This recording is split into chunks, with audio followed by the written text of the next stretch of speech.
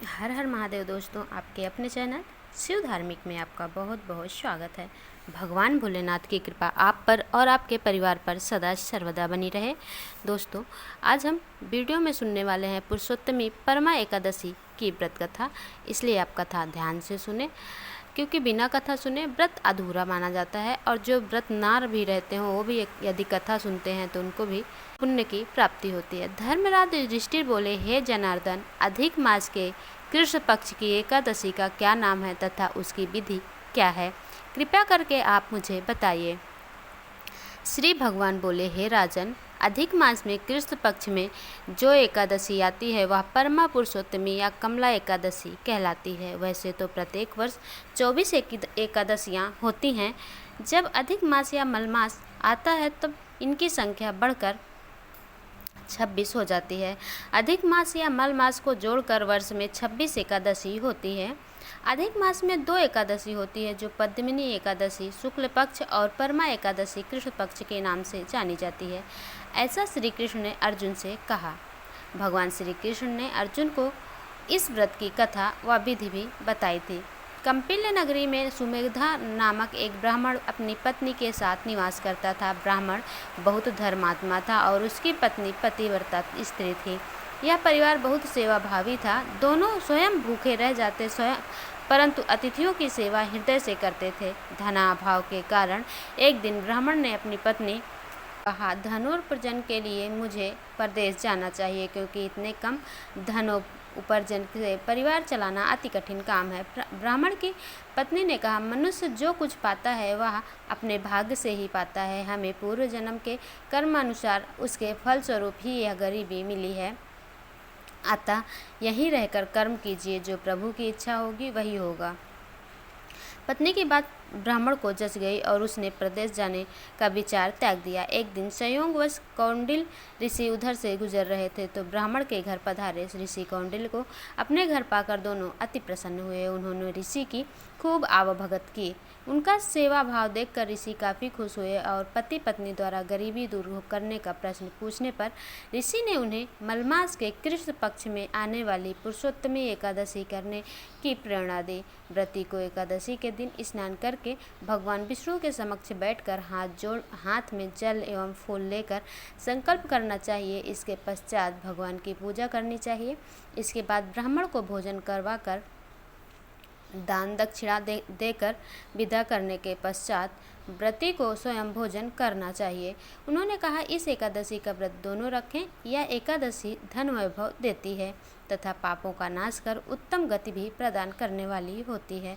धन अधिपति कुबेर ने भी इस एकादशी व्रत का पालन किया था, जिससे प्रसन्न होकर भगवान भोलेनाथ ने उन्हें धन अध्यक्ष का पद प्रदान किया था। ऋषि की बात सुनकर दोनों आनंदित हो उठे और समय आने पर सुमेधा और उनकी पत्नी को विधि पूर्वक इस एकादशी का व्रत रखा, जिससे उनकी गरीबी दूर हो गई और पृथ्वी पर काफ़ी वर्षों तक सुख भोगने के पश्चात वे पति पत्नी श्री विष्णु के उत्तम लोक को प्रस्थान कर गए। अतः हे नारद, जो कोई मनुष्य विधि पूर्वक इस व्रत को करेगा, भगवान विष्णु निश्चित रूप से उनका कल्याण करेंगे।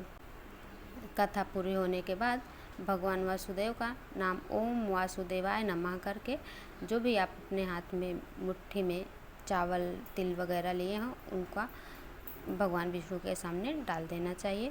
तो दोस्तों, ये रही परमा एकादशी की व्रत कथा। ऐसी ही वीडियो देखने के लिए आप मेरे चैनल को सब्सक्राइब कर सकते हैं। मिलते हैं अगले वीडियो में, तब तक के लिए नमस्कार, धन्यवाद। यहाँ जानते हैं व्रत करने का खास तरीका क्या है। अधिक सावन मास की 10वीं तिथि की रात्रि सात्विक भोजन लें। परमा एकादशी के दिन सुबह व्रत का संकल्प लेकर स्नान करके स्वच्छ वस्त्र धारण करें। फिर भगवान श्री विष्णु जी की पूजा अर्चना करें। पूजन के समय का धूप दीप पुष्प एवं मौसमी फल तथा नैवेद्य आदि सामग्री एकत्रित करें। पूरे मन से उनका पूजन करें। भगवान श्री विष्णु को पंचामृत से स्नान कराते समय पूरे मन पूर्वक मंत्र एकादश्यम निराहारा स्थित हम परे अहानि भोक्ष्यामि पुंडरीकाक्षाय शरणम में भवाच्युत मंत्र का उच्चारण करते हुए विष्णु जी का पूजन अभिषेक करें। एकादशी व्रत में अन्न का सेवन न करें, न ही किसी की निंदा करें और न ही किसी की का दिल दुखाने वाले वचन बोलें, पूरा दिन व्रत रखें और मात्र एक समय फलाहार लें।